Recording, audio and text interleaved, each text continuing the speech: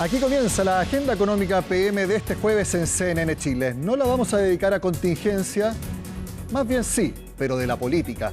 Porque como saben, el domingo todos los chilenos elegimos a los diputados, la mitad de los senadores y también al próximo presidente o presidenta de la República. Por lo mismo, queremos hacer un resumen de lo que proponen los candidatos que tienen las mayores posibilidades de llegar a la moneda. Por lo mismo, queremos partir mostrándoles que el mercado, solamente a través de lo que se anticipa en los precios de la bolsa y también algunas opiniones de analistas, estima que habrá un triunfo de la oposición. Es lo mismo que también anticipan prácticamente todas las encuestas. Así lo cuenta Pilar Gutiérrez. La bolsa sube, el dólar cae y las perspectivas de inversión se han ido ajustando al alza. Son parte de los movimientos en el mercado los últimos meses. Los analistas coinciden en que la próxima elección es el factor que más influye en las variaciones y en donde se está proyectando un triunfo de la oposición. El mercado financiero viene descontando un cierto optimismo porque gane la derecha tanto en el Parlamento como en las presidenciales, y eso se está demostrando en el IPSA, que no para de marcar nuevos máximos, ya está cerca de los 10.000 puntos, y algunos creen que el lunes, si los resultados se dan como se esperan, podría tener un nuevo impulso al alza. El eventual cambio de signo político del próximo gobierno que espera el mercado ha mejorado las perspectivas de inversión, mientras que en la encuesta de expectativas económicas de septiembre se proyectaba que la formación bruta de capital fijo creciera 3,5% en este año y 3% el próximo, ahora se elevó a 4,3% para este año y 3,5% en 2026. El cambio de ciclo político que al parecer se puede producir según las estimaciones que uno conoció hasta hace una semana atrás, yo diría que plantean principalmente una mirada a buscar la forma de que la inversión vuelva a ser un actor muy relevante en nuestro país. Al final son expectativas de que la inversión sea la que sea la variable dinámica en los próximos 2 años, y eso permite entonces una mejora de perspectiva y de recuperación, en el caso chileno, de algunos precios y utilidades que estaban bajos también. Mejores perspectivas que se explicarían también por propuestas más cercanas a los valores del libre mercado que ofrece la oposición. Una de ellas, por ejemplo, la reducción del impuesto corporativo, que fue planteado en primera instancia desde el mismo empresariado. Pagar un 27% de impuestos sobre las utilidades nos deja en una situación poco competitiva frente a otros países. Con varios de los que me junté, está en sus programas de gobierno bajar la tasa de impuestos corporativos. En el caso de la candidatura de Janet Jara, ellos nos dijeron que no estaba en sus planes. Una de las empresas que cotiza en el IPSA y cuya acción se elevó casi 20% en el último mes, también entregó su mirada sobre los movimientos en la bolsa chilena el último tiempo. Siempre hay más optimismo, digamos, siempre cuando hay nuevos ciclos, digamos, elecciones, etcétera, se produce más optimismo, y yo creo que es natural que eso ocurra, y por lo tanto las compañías están viendo también la inversión que ha habido en minería, que es muy importante, y evidentemente eso es muy positivo para el futuro. La bolsa chilena ha mostrado una tónica de alzas todo el año, 3% la última semana, 11% en un mes y casi 50% desde hace un año. Pero los últimos movimientos guardan relación con la elección para los analistas. El día de la liberación del presidente Trump del 2 de abril produjo un flujo muy importante de salida de Estados Unidos e ingreso a Latinoamérica, y eso impactó a todas las bolsas latinas. Pero cuando Chile realmente empieza a hacer una diferencia significativa con el resto de Latinoamérica, yo te diría que es en el último mes y medio. Y eso es, yo te diría, por razones políticas chilenas y por el triunfo de Milei en Argentina. Lo mismo dicen que ocurre con el dólar, que ha bajado las últimas jornadas, fortaleciendo el peso chileno. Hoy día tenemos un dólar que está en 9.25, y la caída que ha tenido de los 9.70 a los 9.25 es básicamente también una menor percepción de riesgo. Hay factores locales y hay factores internacionales, pero yo diría que hoy día lo que está primando en la mente de los inversionistas es potencialmente y efectivamente las elecciones presidenciales, y que esto puede perfectamente, el escenario puede cambiar a partir del lunes. Para el lunes, si se cumple lo que proyecta el mercado, se espera que tanto la bolsa como el dólar continúen en la misma tendencia. De haber sorpresas, advierten que el ajuste en los mercados podría ser fuerte en el sentido contrario. Para esta semana nosotros invitamos a los 4 comandos que tienen las preferencias mayores para llegar a la moneda. Solamente 2 de ellos aceptaron venir a Agenda Económica. Por lo mismo, les presento un resumen de lo que conversamos con Gonzalo Sangüesa, el vocero económico de Evelyn Matei. La candidata ha dicho que de llegar a la moneda revisaría ese acuerdo. ¿Sigue manteniendo eso el comando? Lo que nosotros hemos dicho es que si hubiésemos estado ahí, habríamos hecho algo totalmente distinto. Sin duda habríamos licitado el contrato, pero si hay un acuerdo vinculante y se cumplen las condiciones y eso se transforma en obligatorio, nosotros vamos a respetar, porque lo que queremos es recuperar la credibilidad y la reputación que tenía Chile en el pasado. O sea, un gobierno de Evelyn Matei va a cumplir los compromisos del Estado de Chile y de las empresas públicas de Chile. Lo que ha ocurrido con el presupuesto en los últimos 3 años es que el gobierno ha sobreestimado los ingresos, ¿cierto? Ha dicho que los ingresos van a ser mayores a los que fueron y ha comprometido gasto. Y lo que ha ocurrido es que se materializaron los gastos, no se dieron los ingresos y el país ha aumentado su deuda pública. Cada vez destinamos más recursos a pagar intereses en vez del gasto social. Yo he tenido muchas reuniones con organizaciones sociales, con sindicatos, con organizaciones de pyme, de MIPYME, y lo único que nos piden es que invirtamos más en seguridad.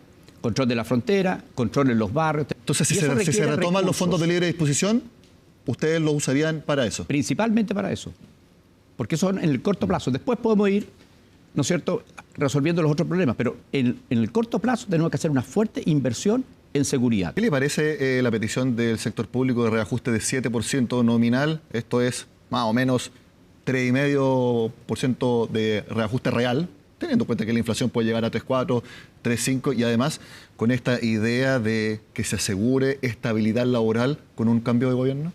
Yo no me voy a pronunciar sobre eso porque probablemente en marzo nos tengamos que estar sentados en esa mesa. ¿Pero le parece que es un número abordable, el 7%? Hoy día no es abordable. Los presidentes y CEO de muchos bancos de inversión mundiales están alertando de una nueva posible, no digo recesión financiera internacional, pero de que hay una burbuja en las empresas que están ligadas a la inteligencia artificial, tecnológica, constructores de chip. ¿Usted cree que esa es una posibilidad latente? Si los múltiplos están altos, es porque yo creo que va a haber un gran crecimiento de esas empresas en sus ingresos. Lo que estamos viendo es que la inteligencia artificial cada día se incorpora más en el diario vivir de las personas, en las empresas, en todo tipo de actividades. Por lo tanto, hay una buena opción de que efectivamente esos ingresos se dan. Está indicando entonces, ¿no vería necesario desarrollar un plan maestro de Chile para ver cómo enfrentar una posible crisis económica mundial derivado de este fenómeno? Que uno siempre tiene que estar preparado para una eventual crisis, porque lo que sabemos es que las crisis no las anticipamos. Pueden ocurrir de la noche a la mañana. ¿Tenemos capacidad para enfrentar una crisis financiera mundial de proporciones con estos números, con este nivel de deuda también creciendo? A ver, tenemos menos capacidad que el año 2009. Nos va a costar más enfrentar una crisis financiera internacional porque no tenemos lo que se llama liquidez. Cuando uno tiene un fondo de estabilización, la gracia que tiene, que son recursos del país depositados en el exterior, que cuando yo los necesito, los giro. Chile hoy día eso no lo tiene. ¿Qué es lo que va a tener que hacer? Salir a endeudarse. La Asociación de Bancos y la Cámara Chilena de Construcción, debido al buen resultado del plan actual de rebajar los dividendos hipotecarios, está pidiendo que haya un segundo plan. ¿Ustedes lo apoyarían? A ver, esta política de reducir la tasa de interés ha sido muy exitosa y nosotros la vemos muy exitosa para reducir el stock. Había un sobrestock. Sí. A la medida que ese stock se reduce, ya no se requiere esa política y tenemos que enfocarnos más en las personas que necesitan, ¿no es cierto?, que el Estado le construya su vivienda o que le subsidie, y en los jóvenes. ¿El precio de la bencina seguirá igual porque nosotros en Chile no manejamos por nada el dólar ni tampoco los precios de importación? A ver, el precio del petróleo o de la bencina en el mundo no la manejamos. El tipo de cambio, si somos un país con mayor tasa de crecimiento, si somos un país con mayor certeza para los inversionistas internacionales, probablemente nuestra moneda se va a apreciar. Yo creo que en el gobierno de Evelyn Matei van a haber condiciones económicas que van a permitir que la moneda se aprecie y eso podría tener un efecto sobre el precio de la gasolina. Pero son efectos muy indirectos que no... hay otras variables que también influyen en eso. ¿Hay alguna forma para que vayan bajando las cuentas de la luz? A ver, como te decía, lo que tenemos que hacer es traer esa energía barata del norte a la zona central. Y un tema es la transmisión, lo otro es que se está desarrollando un gran mercado de baterías, acelerar los procesos de los permisos para que se hagan más rápido las inversiones. Ese cambio tecnológico nos va a traer a nosotros la posibilidad de bajar las cuentas de la luz. Pero eso también es a largo plazo.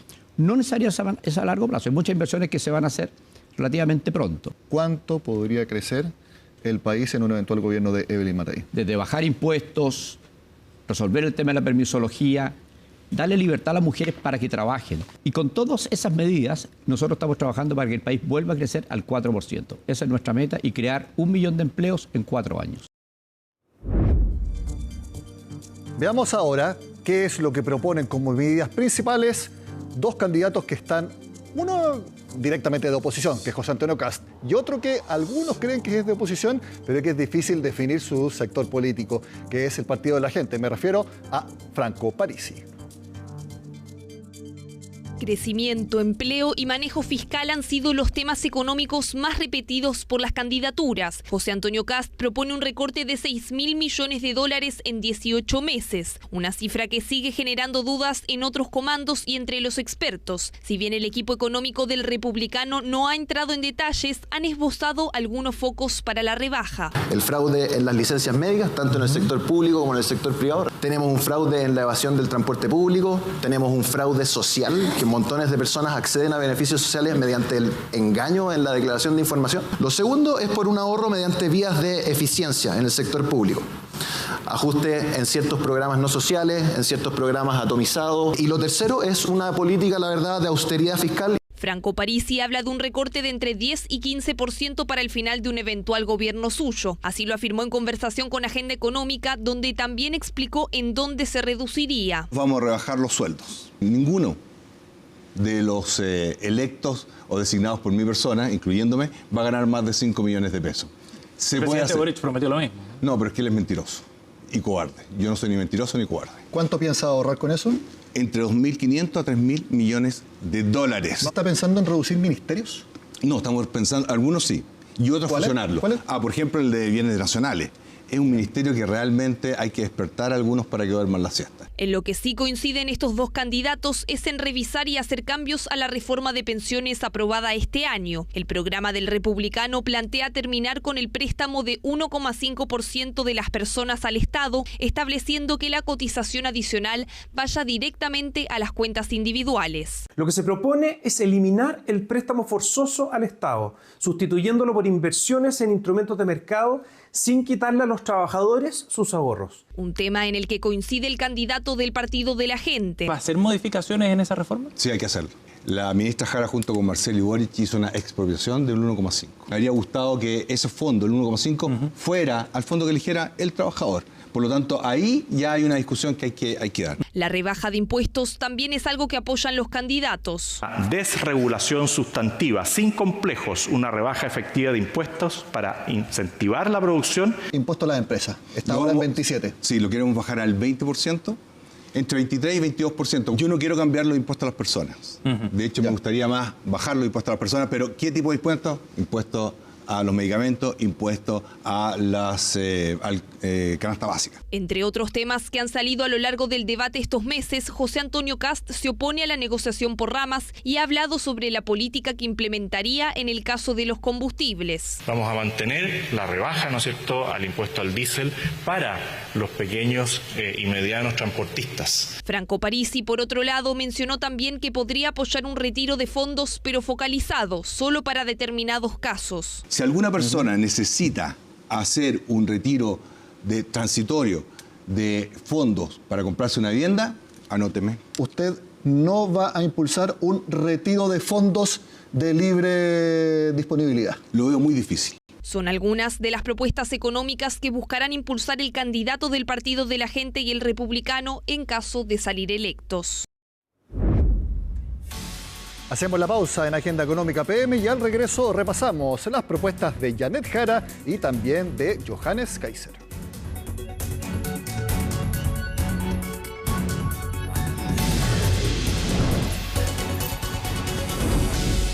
Él a estas alturas famoso ya ingreso vital de 750.000 pesos y también la inusual propuesta de reducir en 20% las cuentas de la luz están como las principales medidas económicas de Janet Jara, que resumimos en la siguiente nota.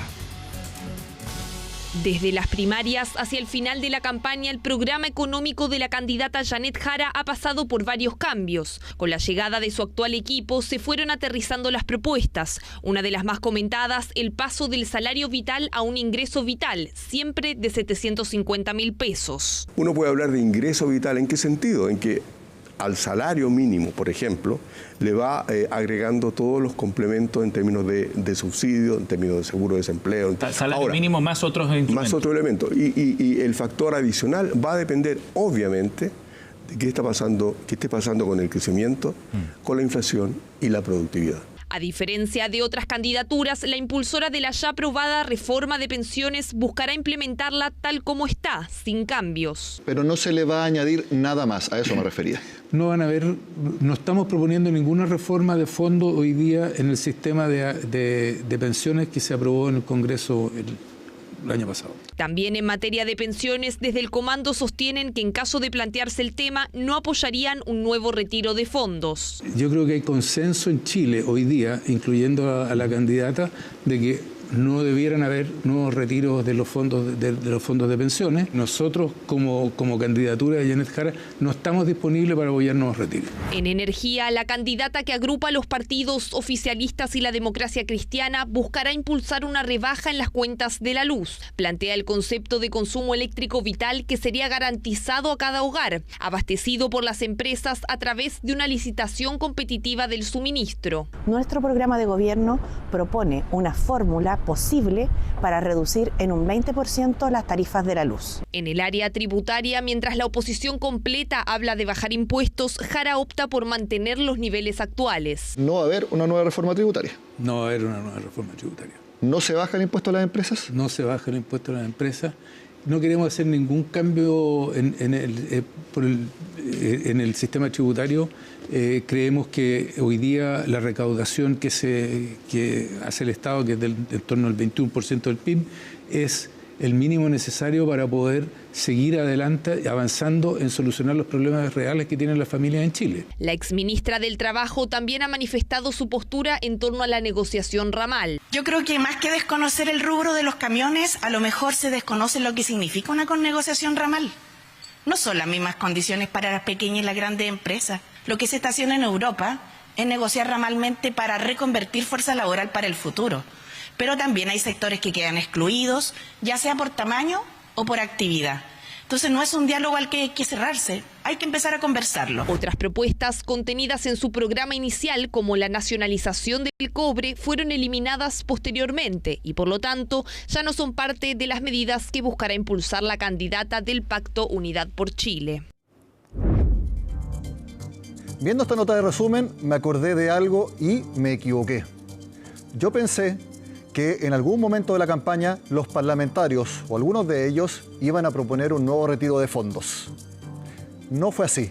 Y me parece que eso habla muy bien, por lo menos en ese sentido, de los sectores políticos que están viendo que cuando se hacen propuestas populistas y que tienen efectos tan dañinos como la inflación y cómo se dispararon los créditos hipotecarios, no lo hagan de nuevo. Ojalá que esta cordura legislativa se mantenga en el tiempo.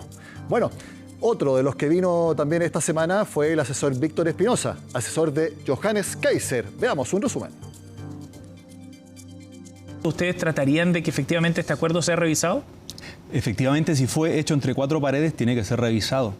Pero acá hay contratos de por medio, Codelco está suscribiendo un contrato directamente con SQM. Pero de vuelta a cuatro gobierno, paredes. digamos, no el directorio completo, que es un directorio con un gobierno. Pero de vuelta a cuatro paredes. Nosotros estamos a favor de la licitación internacional y que venga la empresa más eficiente, que ofrezca menores costos y mejor eficiencia. ¿Ustedes tienen esa mirada más crítica, Víctor, respecto a todo el desarrollo de la Estrategia Nacional del Litio? Porque este gobierno va a dejar de alguna manera una nueva institucionalidad y una nueva estructura para esta estrategia. No, eso hay que eliminarlo y de vuelta hay que hacer licitaciones a nivel internacional. Es decir, el acuerdo de Codelco con Río Tinto corre lo mismo, el mismo análisis. Habrá que analizarlo en su momento. Y en el acuerdo de NAMI respecto a Río Tinto también. Lo mismo. Dicen que uno de los asuntos que debería evaluarse es la posible entrada de privados. Cuéntenos sobre esa idea. Bueno, actualmente Codelco entrega un poco más de $1.000 millones al Estado, versus antes que era más de $5.000 millones, casi $6.000 millones. Y si uno ve las finanzas de Codelco, lo que están haciendo es para pagar ese dinero al Estado, se están endeudando. Es una de las propuestas en el área de minería, es llegar y hacer una auditoría estratégica para ver la situación financiera real de Codelco. Un grupo reducido de empresas más bien entregan utilidades al Estado, el resto genera pérdida. ¿Y qué pretenden hacer con esas empresas del Estado? ¿Privatizarlas todas? Algunas como TVN sí, otras habrá que reestructurarlas. Otra cosa, que las personas que dirijan los directorios de estas empresas no sean políticos como Francisco Vidal, que lo ponen, es el niño símbolo de los directores de empresa. ¿Y por qué? Tiene quebrado TVN, por ejemplo. O sea, encontrar a personas Máximo con otro perfil Pacheco, distinto. todo eso fuera, claro, efectivamente, una persona técnica, que no le deba favores a nadie. Bien, que sea nombrado para alta dirección pública y no a dedo por los políticos como se ha hecho en el último tiempo. ¿Cómo calificaría entonces el presupuesto del próximo año en términos...? Un desastre. Si una ley de presupuesto viene con déficit fiscal y viene con un 20% del presupuesto financiado con deuda, es inmoral, porque la cuenta se la pasas a todos los chilenos. El recorte que ustedes están planteando, eso requeriría en muchos casos pasar por el Congreso. Sí. Y hoy día estamos viendo la discusión presupuestaria. Para hacer un recorte, un ajuste de 1.500 millones de dólares, se ve cuesta arriba ya esa tarea. O sea, estamos constatando empíricamente hoy con la discusión presupuestaria lo difícil que es hacer esos ajustes. Bueno, primero hay que tener la voluntad. Si no tenemos la voluntad, entonces sigamos igual con déficit fiscal y endeudándonos y en el desastre creciendo al 2%. ¿Basta con la voluntad? Por supuesto, esa es la primera piedra. ¿Quién podría encabezar esos cambios desde el Ministerio de Hacienda en un eventual gobierno de Johannes Kaiser? ¿Qué nombres podrían acompañar a Kaiser si es que resulta electo presidente? Bueno, si Johannes me nombra ministro de Hacienda, bueno, estaré yo a cargo. Y a mí me gustaría que la secretaria de Hacienda sea una mujer y que sea Macarena García, que es la economista senior de Libertad y Desarrollo, que es una mujer, una economista brillante, que tiene una amplia trayectoria en el sector público, en el sector privado, una economista súper ortodoxa, que tiene clarísimo lo que tiene que hacer. Y creo que sería espectacular trabajar con ella. Por ejemplo, también en la DIPRES me gustaría que estuviera Ingrid Jones, que también es de Libertad y Desarrollo, una economista espectacular. También con mucha experiencia, ¿no? Efectivamente, una amplia trayectoria. También me gustaría que estuviera Juan Pizarro, el presidente del área tributaria del Colegio de Contadores, en la DIPRES. Y lo interesante es que Libertad y Desarrollo son asesores de Chile Vamos. ¿Qué le parece? Y eso acercaría a las posiciones entre ambos sectores. Sí, luego de la del 16 de noviembre, tabula rasa, y todos aquellos que están a favor de la libertad, del emprendimiento, del trabajo y del desarrollo, nos tenemos que unir. Todos los candidatos desde París y Matei, Kass y Kaiser dicen que hay que reducir los impuestos, hay que reducir el gasto público, hay que reducir el tema de la permisología. La envergadura es bien distinta en todo caso. Sí, pero al menos van en la misma dirección. Y dentro de sus equipos hay gente muy buena que incluso está más a favor de lo que nosotros proponemos que lo que proponen sus mismas candidaturas. Si tú eres un emprendedor y utilizas tus utilidades para contratar personas, para capacitarlas, para capacitarte a ti, para expandir tu negocio, incluso comprar propiedades a nombre de tu empresa, porque eso incrementa tu patrimonio y te permite negociar mejor con la banca, el impuesto es cero. Impuesto corporativo cero. Que era lo que tenía Chile y lo que eliminó Michelle Bachelet con Chile Vamos en el año 2014, y también Franco Parisi apoyó a eso. Nosotros vamos a volver a lo que tenía Chile, que era un cero a la reinversión. En Chile, si te lo llevas, tienes que pagar hasta un 35%. ¿Para qué? Para que el capital se quede en Chile, generando empleo y generando riqueza. Una ventanilla única para las micros y pequeñas empresas.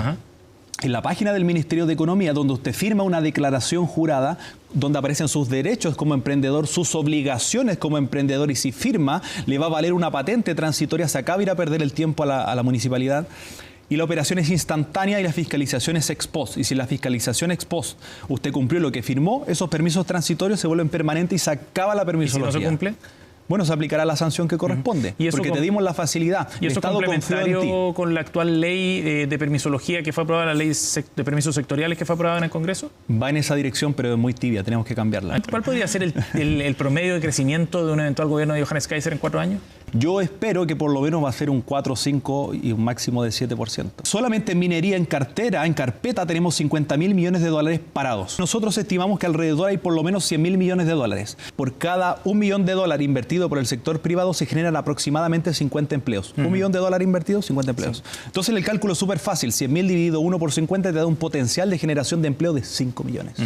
Eso no se va a liberar en 4 años, pero sí se puede liberar en 8. 5 millones de empleos. Sí, por supuesto. 100.000 dividido 1 por 50. Ajá. O sea, significa, en base a los últimos datos del informe del INE, cerca del 50% de la fuerza de trabajo. Totalmente. Bueno, se elimina el desempleo en Chile. De esta forma terminamos esta agenda económica PM de jueves que le hicimos especialmente para resumir las propuestas de los principales candidatos a la moneda. Esperamos que les haya sido útil para definir su voto para el domingo. Soy Nicolás Paut y los invito a que sigan acá en CNN Chile.